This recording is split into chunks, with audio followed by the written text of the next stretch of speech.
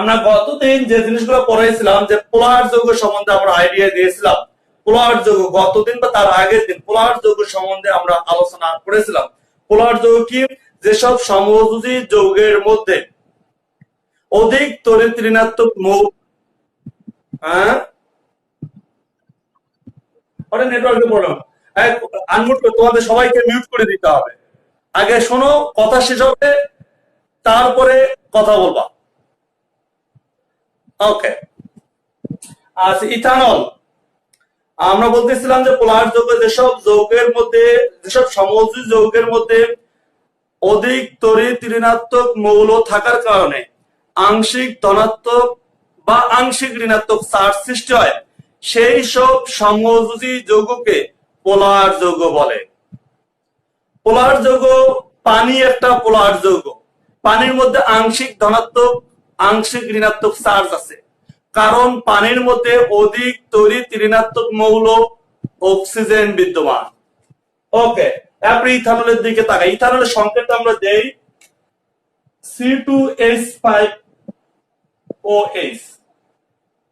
এটা হচ্ছে ইথানলের সংকেত, খাতায় লিখে ফেলো। ইথানল একটা সমযোজী যৌগ, এর মধ্যে অধিক তড়িৎ ঋণাত্মক মৌল অক্সিজেন থাকার কারণে ইথানলের মধ্যে আংশিক ধনাত্মক আংশিক ঋণাত্মক চার্জ বিদ্যমান। এখন ইথানলকে যদি পানির মধ্যে দেওয়া হয় তাহলে কি ঘটবে আমরা দেখাচ্ছি। এই হচ্ছে পানির চেহারা, পানির চেহারাটা একটু দেখাই। এই ও, দুই পাশে দুটো এইচ, আংশিক মাইনাস আংশিক প্লাস। ইথানল C2H5OH, ইথানলের চেহারা এরকম OH C2H5, এর মধ্যে আংশিক মাইনাস আংশিক প্লাস। এই ডেল্টা মানে হচ্ছে আংশিক, কেমিস্ট্রিতে ডেল্টা আংশিক হিসাবে ব্যবহার করা হয়, আংশিক মাইনাস আংশিক প্লাস। এখন এই ইথানলকে পানির মধ্যে আমরা দিচ্ছি, বোঝার চেষ্টা করে। এই হচ্ছে ইথানল, আংশিক মাইনাস আংশিক প্লাস। এই হচ্ছে পানি,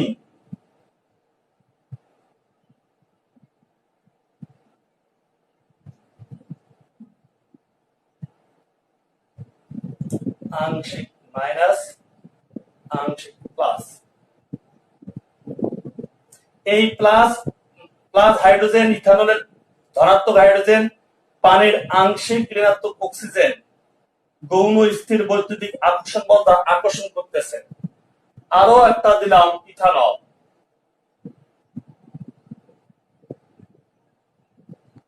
এখানেও আকর্ষণ করতেছে। আরো একটা দেই পানি,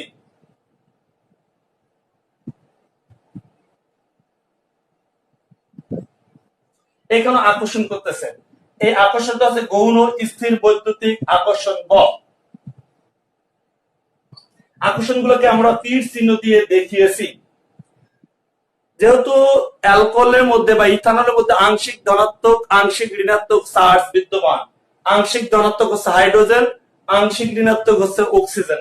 পানির মধ্যে আংশিক ধনাত্মক আংশিক ঋণাত্মক চার্জ বিদ্যমান, আংশিক ঋণাত্মক হলো অক্সিজেন, আংশিক ধনাত্মক হলো হাইড্রোজেন। যখন ইথানলকে পানির মধ্যে দেওয়া হয় তখন ইথানলের আংশিক ধনাত্মকের সাথে পানির আংশিক ঋণাত্মক প্রান্তের মধ্যে একটা আকর্ষণ সৃষ্টি হয়, একে বলা হয় গৌণ স্থির বৈদ্যুতিক আকর্ষণ বল। এরপরে পানির সাথে ইথানলের আকর্ষণ সৃষ্টি হয়, অর্থাৎ আংশিক ধনাত্মকের সাথে আংশিক ঋণাত্মক, আংশিক ঋণাত্মকের সাথে আংশিক ধনাত্মক, এইভাবে আকর্ষণ সৃষ্টি হওয়ার কারণে ইথানল পানিতে দ্রবীভূত হয়। তাহলে ইথানল কেন পানিতে দ্রবীভূত হয় কারণটা আমরা বলতে পারলাম। ইথানল, আমি আরেকবার রিভিউ করে নেই। ইথানল একটা পোলার যৌগ, এদের মধ্যে আংশিক ধনাত্মক আংশিক ঋণাত্মক চার্জ বিদ্যমান, কারণ ইথানলের মধ্যে অক্সিজেন অধিক তড়িৎ ঋণাত্মক মৌল। এইটুকু কথা বলার পর এই লাইনটা দিয়ে দিতে হবে, এই যে এই লাইনটা এখান থেকে এই পর্যন্ত। এরপর বলতে পানি সমযোজী যৌগ হলো, পানি একটি পোলার যৌগ, কারণ পানির মধ্যে অধিক তড়িৎ। আবার বলতেছে প্রথম থেকে, পানি সমযোজী যৌগ হলো পানি পোলার যৌগ, কারণ পানির মধ্যে অধিক তড়িৎ ঋণাত্মক মৌল অক্সিজেন থাকার কারণে পানিতে আংশিক ধনাত্মক আংশিক ঋণাত্মক চার্জ সৃষ্টি হয়। এই কথাটুকু বলার পর এই লাইনটা লিখতে হবে, এই যে লাইনটা, এই বিক্রিয়াটা দিতে হবে। এরপর বলতে হবে ইথানল একটা সমযোজী যৌগ হলো, ইথানলের মধ্যে অধিক তড়িৎ ঋণাত্মক মৌল অক্সিজেন থাকার কারণে ইথানলের মধ্যে আংশিক ধনাত্মক আংশিক ঋণাত্মক চার্জ সৃষ্টি হয়। এটা বলার পর এই লাইনটা দিতে হবে। এরপরে বলতে হবে ইথানলকে যখন পানিতে দ্রবীভূত করা হয় তখন ইথানলে আংশিক ধনাত্মক হাইড্রোজেনের সাথে পানির আংশিক ঋণাত্মক অক্সিজেনের আকর্ষণ সৃষ্টি হয়। এই আকর্ষণকে বলা হয় গৌণ স্থির বৈদ্যুতিক আকর্ষণ বল। এবং পানির আংশিক ধনাত্মক হাইড্রোজেনের সাথে ইথানলে আংশিক ঋণাত্মক অক্সিজেন আকর্ষণ সৃষ্টি হয়। এই আকর্ষণ বলকে বলা হয় গৌণ স্থির বৈদ্যুতিক আকর্ষণ বল। এইভাবে ইথানল পানিতে দ্রবীভূত হয়। একটা প্রশ্ন আমাদের ক্লিয়ার হয়ে গেল। আমরা নেক্সট পড়ায় চলে যাই। বলো।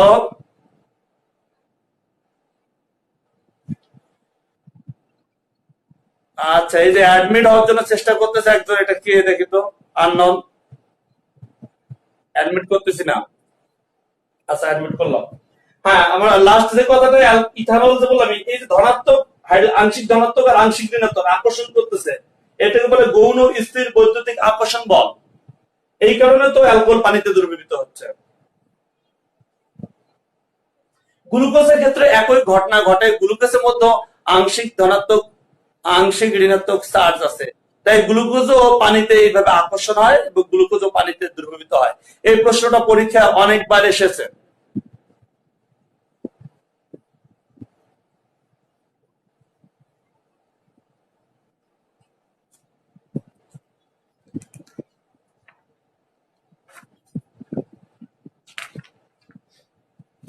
এরপরে প্রশ্ন H2O। H2O পোলার যৌগ হলেও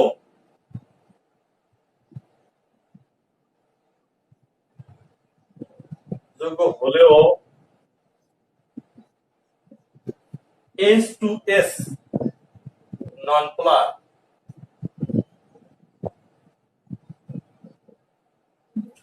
H2O পোলার যৌগ হলেও H2S নন পোলার। এখানে আমরা 2 মার্ক হিসেবে প্রশ্নটা এসেছিল এসএসসি পরীক্ষায়, আমরা ওই 2 মার্কের হিসাবে অ্যান্সারটা দিচ্ছি। আরো বড় অ্যান্সার করা যায়, কিন্তু সেক্ষেত্রে মাধ্যমিক লেভেলে থাকে না, উচ্চ মাধ্যমিক লেভেল টানতে হয়। আমরা H2O পোলার যৌগ কেন সেটা কারণটা বলি, যে পানি একটি সমযোজী যৌগ হলেও পানির মধ্যে অধিক তড়িৎ ঋণাত্মক মৌল অক্সিজেন থাকার কারণে পানিতে আংশিক ধনাত্মক। আর H2O পোলার যৌগ হলেও H2S নন পোলার যৌগ। আমরা যে কথাটা বলতেছিলাম H2O পোলার যৌগ, কারণ H2O সমযোজী যৌগ হলেও এর মধ্যে অধিক তড়িৎ ঋণাত্মক মৌল অক্সিজেন থাকার কারণে এদের মধ্যে আংশিক ধনাত্মক আংশিক ঋণাত্মক চার্জ সৃষ্টি হয়। কারণ অধিক তড়িৎ ঋণাত্মক মৌল বন্ধনে অংশগ্রহণকৃত শেয়ারকৃত ইলেকট্রন যুগলকে নিজের দিকে টেনে রাখে। এই আংশিক ধনাত্মক আংশিক ঋণাত্মক চার্জ সৃষ্টি হওয়ার কারণে পানি পোলার যৌগ। এই কথাটা বলার পর এটা দিতে হবে।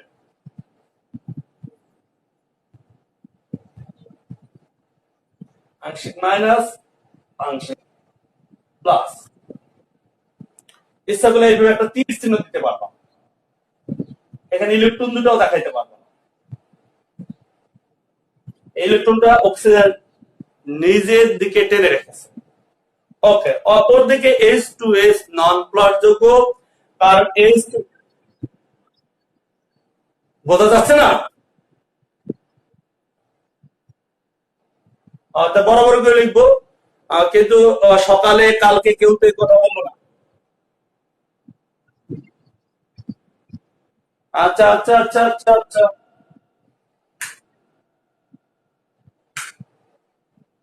এখন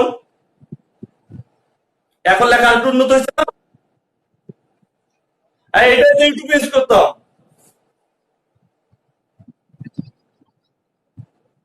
এটা একই তো, একই একই মোবাইল তো।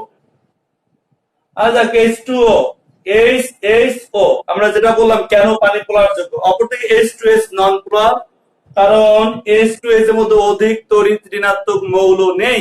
সালফার অধিক তড়িৎ ঋণাত্মক মৌল না, তাই এদের মধ্যে তড়িৎ ঋণাত্মকতার পার্থক্য কম। এই কারণে বন্ধনে অংশগ্রহণকৃত বা শেয়ারকৃত ইলেকট্রন যৌগকে সালফার নিজের দিকে টেনে নিতে পারে না, তাই আংশিক ধনাত্মক আংশিক ঋণাত্মক চার্জ সৃষ্টি হয় না। এই কারণে H2S নন পোলার। এইটুকু লিখতে হবে আমাদের 2 মার্কের জন্য। তবে এই প্রশ্নটা বড় করে আরো অ্যান্সার দেওয়া সম্ভব। হ্যাঁ বলো।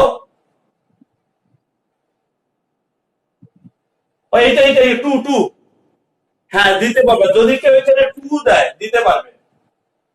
বুঝতে পারছো? এটা হচ্ছে দ্বিপ্রান্তক দ্বিমেরুকের কারণে দাও। পানিকে দ্বিমেরু বা ডাইপোল বলা হয়। দ্বিমেরু মানে ডাইপোল, মানে দুইটা ধনাত্মক প্রান্ত একটা ঋণাত্মক প্রান্ত আছে, যে দুই দিকে দুইটা ধনাত্মক প্রান্ত, তাই একে ডাইপোলও বলা হয়। ডাইপোল মানে দ্বিমেরুক, দ্বিমেরুক যৌগ বা ডাইপোল যৌগ বলা হয়। মনে রেখো, নৈমিত্তিক হিসাবে এসেছে যে কোন যৌগটি দ্বিমেরুক বা ডাইপোল যৌগ, তখন তোমাকে মনে রাখতে হবে পানি একটি দ্বিমেরুক বা ডাইপোল যৌগ যার দুইটা প্রান্ত আছে। ওকে, আমাদের এই প্রশ্নটা হয়ে গেল। এরপরে যে প্রশ্নটা আমরা পড়াবো এটা তোমরা সবাই পারবা, আর শুধু একটু বর্ণনা দিতে হবে। আবু সাইম এতক্ষণ পরে অ্যাডমিট হচ্ছে। PCl3 ও PCl5 অষ্টক নীতি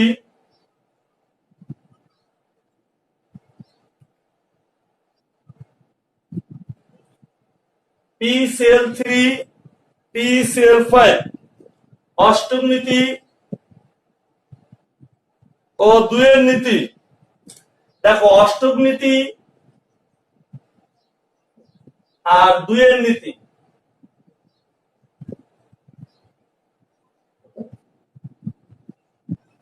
এই প্রশ্নটা আমরা পড়িয়েছি যে PCl3 এটা অষ্টক নীতি 2 এর নীতি মেনে চলে, এই PCl3। কিন্তু PCl5 অষ্টক নীতি মানে না, শুধু 2 এর নীতি মানে। এই প্রশ্নটা আমাদের বিভিন্ন ভাবে এসেছে যে PCl3 অষ্টক নীতি মানলো, PCl5 অষ্টক নীতি মানে না। PCl3 2 এর নীতি অষ্টক নীতি দুটাই মানে, PCl5 শুধু 2 এর নীতি মানে। এইবার বিভিন্ন ভাবে এই প্রশ্নটা আমাদের এসেছে। তা আমাদের এই দুটো প্রশ্ন তুলে দুটো ডায়াগ্রাম আঁকতে হবে।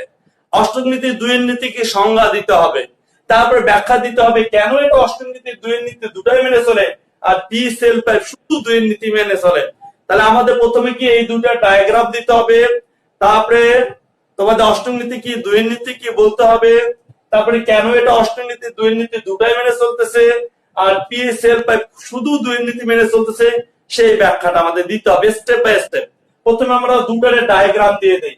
আমরা ডায়াগ্রামটা শুধু বহিস্থ কক্ষপথ দিয়ে দিচ্ছি। PCl3, প্রথমে PCl3 এই হচ্ছে ফসফরাস,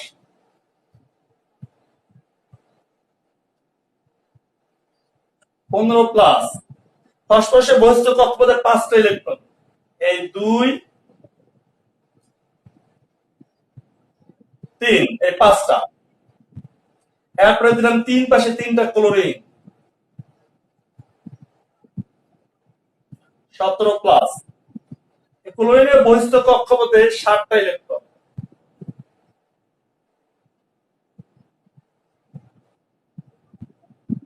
এই 7টা দিলাম। এখানে একটা ক্লোরিন, 17+।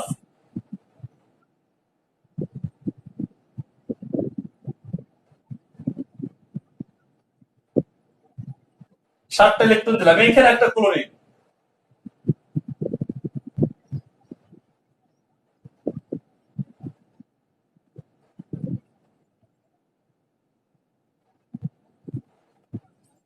ওকে। এখন তোমরা বলো। হ্যাঁ,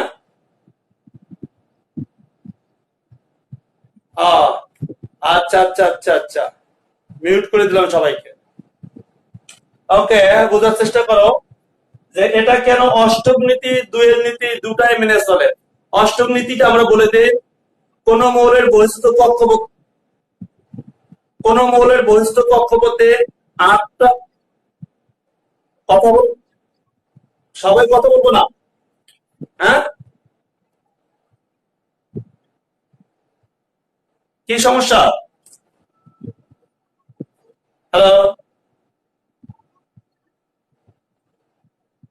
হ্যাঁ,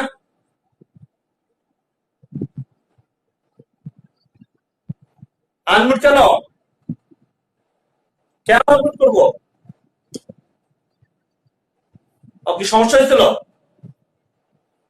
আচ্ছা, ও আচ্ছা আচ্ছা আচ্ছা আচ্ছা। দেখো, অষ্টম নীতিটা কি? কোন মৌলের বহিস্থ কক্ষপথে আটটি ইলেকট্রন রাখার নীতিকে বলা হয় অষ্টক নীতি। কোন মৌলের বহিস্থ কক্ষপথে আটটি ইলেকট্রন রাখার নীতিকে বলা হয় অষ্টক নীতি। তা বহিস্থ কক্ষপথে আটটা আটটা আটটা, এই আটটা ইলেকট্রন, এই যে আটটা রাখার নীতিকে বলা হয় অষ্টক নীতি। তাহলে এই যৌগটা অষ্টক নীতি মেনে চলছে। এরপরে দুইয়ের নীতি কি? দুইয়ের নীতি কোন মৌলের বহিস্থ কক্ষপথের অরবিটালে যতগুলো অযুগ্ম বা আনপেয়ার বা বিজোড় ইলেকট্রন থাকবে, সেই অযুগ্ম, আনপেয়ার বা বিজোড় ইলেকট্রন অন্য মৌলের অযুগ্ম, আনপেয়ার বা বিজোড় ইলেকট্রনের সাথে যুগ্ম হয়ে জোড়বদ্ধ হয়ে স্থিতিশীল হওয়াকে বলা হয় দুইয়ের নীতি। ফসফরাসের তিনটি আনপেয়ার ইলেকট্রন ছিল, এই তিনটি আনপেয়ার, আর ক্লোরিনের একটা আনপেয়ার ইলেকট্রন ছিল। তাই ফসফরাসের তিনটি আনপেয়ার ইলেকট্রন তিন ক্লোরিনের একটি করে আনপেয়ার ইলেকট্রনের সাথে যুগ্ম বা জোড়বদ্ধ হয়ে স্থিতিশীল হয়েছে। তাহলে এটা দুইয়ের নীতি মেনে চলছে। তাহলে ক্লিয়ার হলো, PCl3 অষ্টম নীতিও মেনে চলে, দুইয়ের নীতিও মেনে চলে। কিন্তু PCl5 দুইয়ের নীতি, আবার বলতেছি, আমরা দুইয়ের নীতি এর আগের লেকচারে অনেক পড়াইছি। তারপর আমি আরেকবার স্মরণ করে দিচ্ছি। কোন মৌলের বহিস্থ কক্ষপথের অরবিটালে যতগুলো অযুগ্ম বা একা ইলেকট্রন বা আনপেয়ার ইলেকট্রন বা বিজোড় ইলেকট্রন থাকে, সেই অযুগ্ম ইলেকট্রন অন্য মৌলের অযুগ্ম ইলেকট্রনের সাথে যুগ্ম হবে, যুগ্ম হয়ে জোড়বদ্ধ হয়ে সুস্থিতিশীল হওয়াকে বলা হয় দুইয়ের নীতি। ফসফরাসের অযুগ্ম ইলেকট্রন ছিল তিনটা, ইলেকট্রন বিন্যাস করলেই দেখতে পাবা। ক্লোরিনের অযুগ্ম ইলেকট্রন একটা। এই তিনটা অযুগ্ম ইলেকট্রন তিন ক্লোরিনের অযুগ্ম ইলেকট্রনের সাথে যুগ্ম বা জোড়বদ্ধ হয়ে সুস্থিতিশীল। এবার দেখো PCl5 এর দিকে তাকাও। ফসফরাসের বহিস্থ কক্ষপথে ইলেকট্রন হয়েছে 10টা। বহিস্থ কক্ষপথে 8টা ইলেকট্রন থাকলে অষ্টক নীতি, কিন্তু বহিস্থ কক্ষপথে ইলেকট্রন হচ্ছে 10টা। তাহলে অষ্টক নীতি হচ্ছে না। তাহলে কিসের নীতি হচ্ছে? বলা হয়েছে ফসফরাসের বহিস্থ কক্ষপথে আনপেয়ার ইলেকট্রন 5টা। আনপেয়ার ইলেকট্রন 5টা, আনপেয়ার মানে অযুগ্ম, অযুগ্ম মানে বিজোড়, বিজোড় ইলেকট্রন 5টা। 5টায় 5টা ক্লোরিনের অযুগ্ম ইলেকট্রনের সাথে যুগ্ম বা জোড়বদ্ধ হয়েছে। তাই ফসফরাস এখানে দুইয়ের নীতি মেনে চলছে, অষ্টক নীতি মানে নাই। তাহলে আমরা বুঝতে পারলাম PCl3 অষ্টক নীতি, দুইয়ের নীতি দুটাই মেনেছে, আর PCl5 শুধু দুইয়ের নীতি মেনে চলছে। এই প্রশ্নটা আমাদের পরীক্ষায় অনেকবার এসেছে, বিভিন্ন ভাবে প্রশ্ন এসেছে। নৈর্বৃত্তিক এসেছে, কোনটি অষ্টক নীতি মেনে চলছে, কোনটি দুইয়ের নীতি মেনে চলছে, এরকম প্রশ্ন এসেছে। তাহলে আমাদের এই প্রশ্নটা হয়ে গেল। এর পরের প্রশ্ন,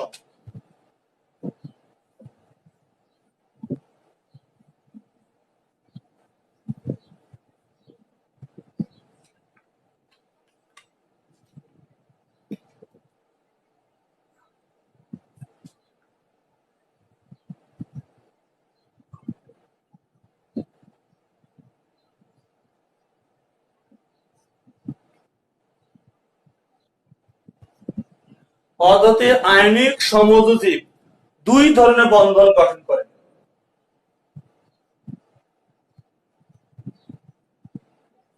দুই ধরনের বন্ধন গঠন করলেও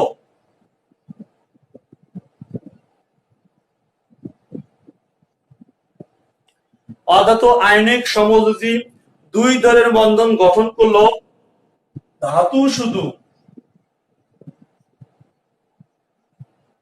আয়নিক বন্ধন গঠন করে।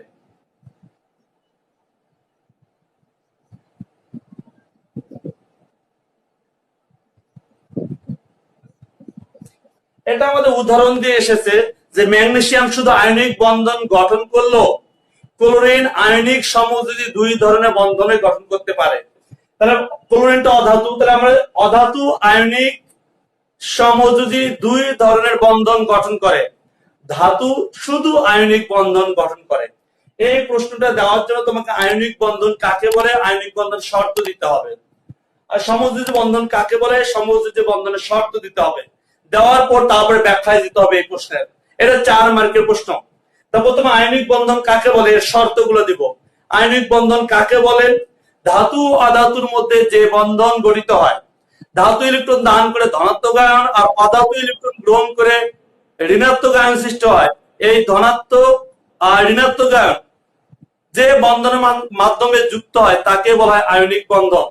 তাহলে আয়নিক বন্ধনের সংজ্ঞা: ধাতু ও অধাতুর মধ্যে বন্ধন গঠনকালে ধাতু ইলেকট্রন দান করে ধনাত্মক আয়নে পরিণত হয়, অধাতু ইলেকট্রন গ্রহণ করে ঋণাত্মক আয়নে পরিণত হয়। এই ধনাত্মক ধাতু আর ঋণাত্মক অধাতু পরস্পরের মধ্যে যে বন্ধনের মাধ্যমে যুক্ত হয় তাকে বলা হয় আয়নিক বন্ধন। তাহলে আয়নিক বন্ধনের শর্ত 5টা। 1, ধাতু অধাতুর মধ্যে ঘটে। 2, ধাতু ইলেকট্রন দান করে ধনাত্মক আয়নে পরিণত হয়, অধাতু ইলেকট্রন গ্রহণ করে ঋণাত্মক আয়নে পরিণত হয়। 3 নম্বর, উভয় পরমাণু অষ্টক নীতি বা দ্বৈত নীতি মেনে চলে। 4 নম্বর, উভয় পরমাণু নিকটতম নিষ্ক্রিয়শীল ইলেকট্রন বিন্যাস অর্জন করে। 5 নম্বর, এদের মধ্যে স্থির বৈদ্যুতিক আকর্ষণ বল কাজ করে। তাহলে এই হচ্ছে আয়নিক বন্ধনের 5টি শর্ত। এই শর্তগুলো যারা মেনে চলবে তারাই আয়নিক বন্ধন গঠন করবে। তাহলে 5টা শর্ত দেওয়ার পরে এখন সমযোজী বন্ধন কাকে বলে, সমযোজী বন্ধনের শর্ত দিতে হবে। সমযোজী বন্ধন শুধু অধাতু অধাতুর মধ্যে বন্ধন গঠনকালে, অধাতু অধাতুর মধ্যে বন্ধন গঠনকালে উভয় পরমাণু সমান সংখ্যক ইলেকট্রন শেয়ারের মাধ্যমে, সমান সংখ্যক ইলেকট্রন শেয়ারের মাধ্যমে যে বন্ধন সৃষ্টি করে তাকেই বলা হয় সমযোজী বন্ধন। তাহলে এখানে অধাতু অধাতু হবে আর উভয় পরমাণু সমান সংখ্যক ইলেকট্রন শেয়ার করবে, শেয়ারের মাধ্যমে যে বন্ধন সৃষ্টি হয় তাকে বলা হয় সমযোজী বন্ধন। সমযোজী বন্ধনে 5টি শর্ত আছে। 1, অধাতু অধাতুর মধ্যে ঘটবে। 2, উভয় পরমাণু সমান সংখ্যক ইলেকট্রন শেয়ার করবে।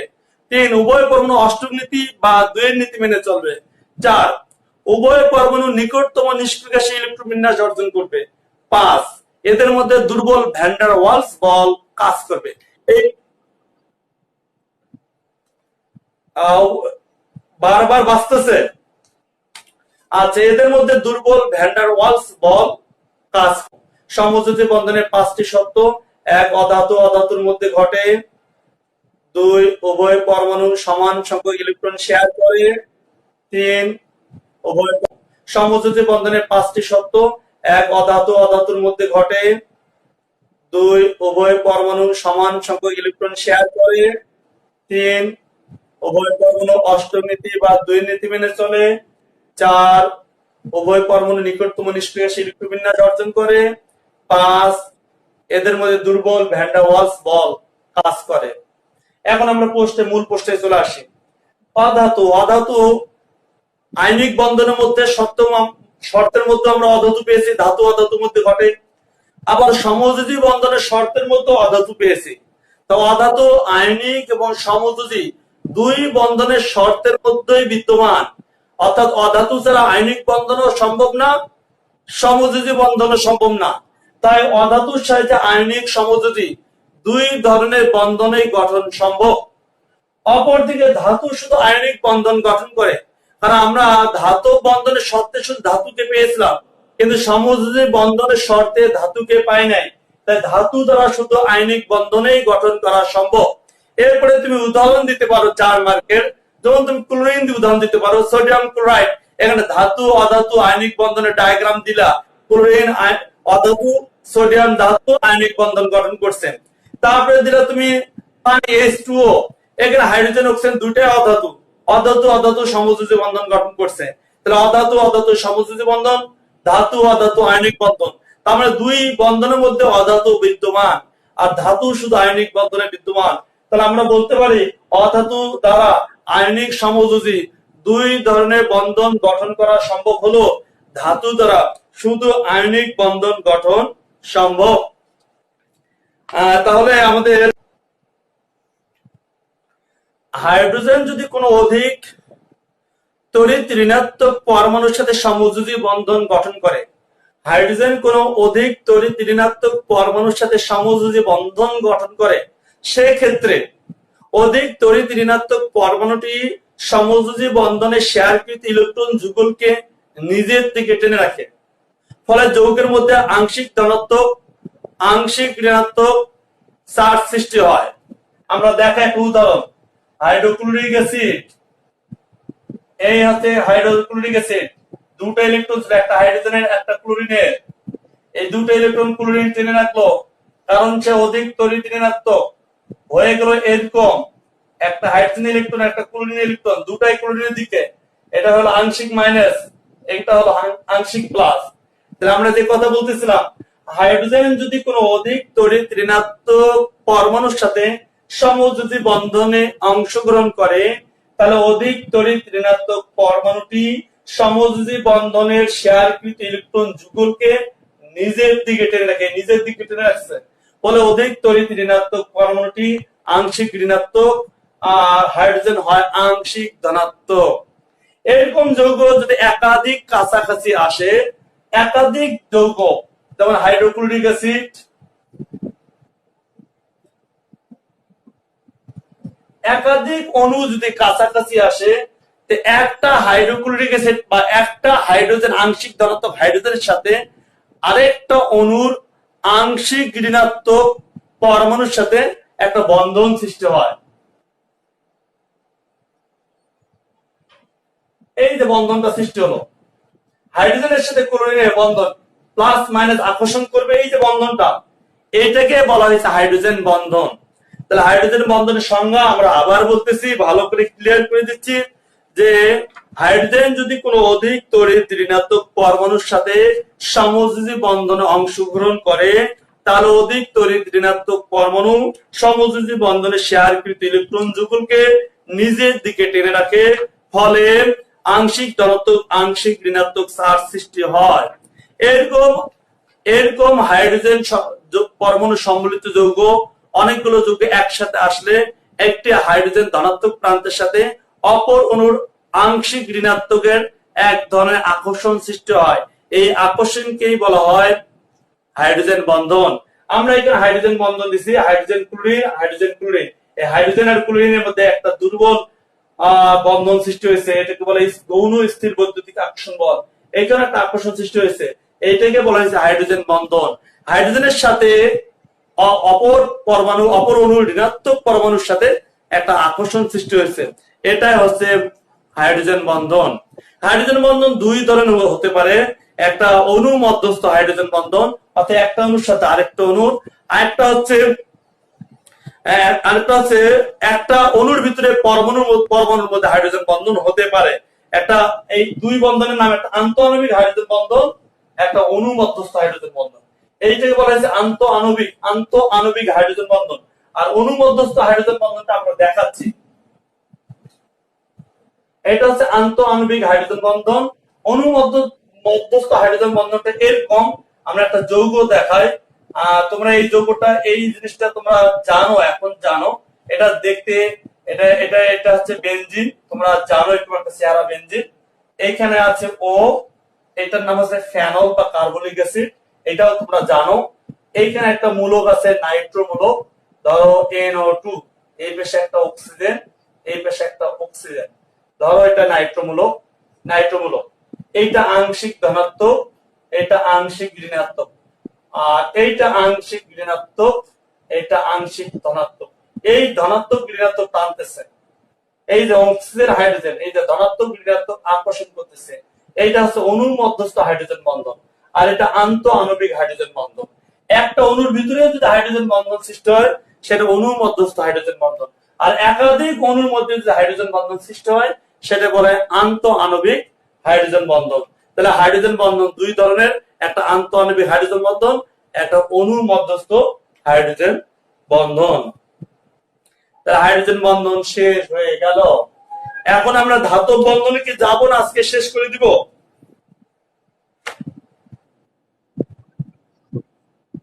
অণু মধ্যস্থ, এই যে এটা একটা অণুর ভিতরে, এই পুরোটা একটা অণু, দেখো যৌগটার দিকে তাকাও, এটার নাম নাইট্রোফেনল। এই ডটটা উঠাই